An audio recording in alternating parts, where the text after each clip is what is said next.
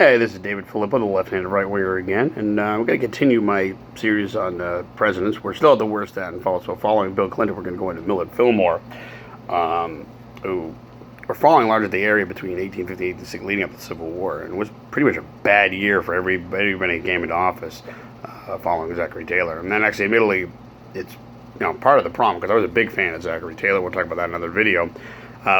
Because he opposed what would be the Compromise of 1850 and the biggest problem with the Fugitive Slave Act, which would essentially arrest many Northerners who were believed to be holding slaves illegally in the North. Part of the problem was there was really no documentation to show who was free, who was not, because we still were very much slavery is okay kind of country, sad to say. So it was. Of course, the Northerners hated it, and the Southerners hated the fact that it wasn't really going to expand any more slavery elsewhere. Those men that it fell on Fillmore to lapse, so he was not very popular. The Whigs didn't want anything to do, and the Whigs were in a lot of trouble. So Fillmore just didn't really have a great presidency. I think in principle he did have some great ideas, Department of Agriculture and things like that we came later on. Which did bring some good benefits to the country later on. In some aspects, I'd rather more the less expansion of the nation, but in the end, it just really, Fillmore did not really have a lot good going for him. In that respect, the reason why he's better than Clinton is none of this was long term, and it was one lacked. Like I said, he had some decent ideas. He did try to run for, which I don't like. He did run for president. As an anti-immigrant candidate with the Know-Nothings, or the American Party, as they were called, time in 1856. But he may have won Maryland, but he didn't really do well otherwise, so it was kind of silly for him. But he just was not a great president, but better than Clinton in the fact that none of his really problems were long-term. Fillmore, in some way, was followed by Franklin Pierce, so we'll talk more in this video, expanded on a lot of the mistakes that he made in some ways, and then. But by the Civil War, a lot of that was erased, so it wasn't long term. Clinton, as I said, was a disaster in his own right for the other. Watch the other video, so I don't have to make this too much longer.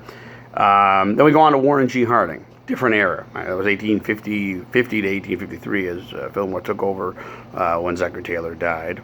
Warren G. Harding came over in 1921, died in 1923. And we'll talk a little about it in the video as well. But his big problem was the Teapot Dome scandal. And initially, before he died, it came out. Wasn't sure whether he was involved or not. He was heavily involved. And essentially, it was a government, legally selling government oil reserves and making a profit of it. A lot of people in his cabinet were involved. Secretary of the Interior Albert Fall was the first cabinet member in history to ever be sentenced into prison over it. So just really, really, really bad. Very few people were involved. His vice president, luckily Calvin Coolidge, we'll talk about later in another video, was a decent president and wasn't involved, luckily, at all. His other problem, too, is he was mad affairs in and out of the White House. Really not a great man, husband to his wife. And rumor has it, like I was talking about his death, they believe it was really food poisoning. He was out on a trip in a boat, thought maybe he had some bad crab. But turned out later to be a heart attack. There were many at the time that wondered that maybe his wife had tried to kill him because of all the affairs and everything. There was a book written on years later. It's not been confirmed, but with the stuff going around, it does make you wonder because he wasn't really a great guy. Economically, I mean, the country was in pretty decent shape as you're getting into the roaring 20s. There was a depression early on in his presidency that seemed to pass, but it still was there. But it was all right overall. That's why it's better than Fillmore, but still got some troubles there that make it pretty bad. And then we're going to go back into the same era after following Fillmore.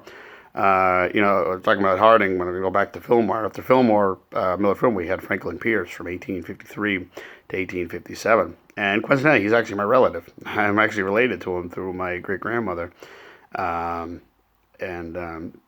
Sad to say, he wasn't a great president either. Pretty bad, actually.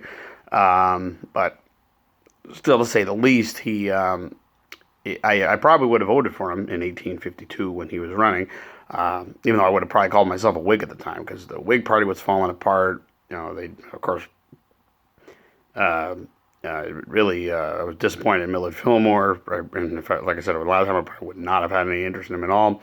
And him being family, I probably would have said, go for it. And he actually did have one of the more impressive victories of the time. I think he took on about 85% of the electoral vote, which is pretty impressive for the time. I mean, there's not many that had, up to that point, really hit it that hard and that high. So he did pretty well. They're good in the States. I think what helped him, he was a northern man with southern, or they called it doughface at the time. A northern man, but he had southern beliefs, and he was a big critic of, later on, about Abraham Lincoln and his trying to end his thoughts to end slavery and things like that. But his big problem was, which he ended up making a rehearsal for the Civil War. He was a big proponent of what we call the Kansas-Nebraska Act, which is a legislation being passed by Senator Stephen A. Douglas, who would actually run against Abraham Lincoln for president some years later.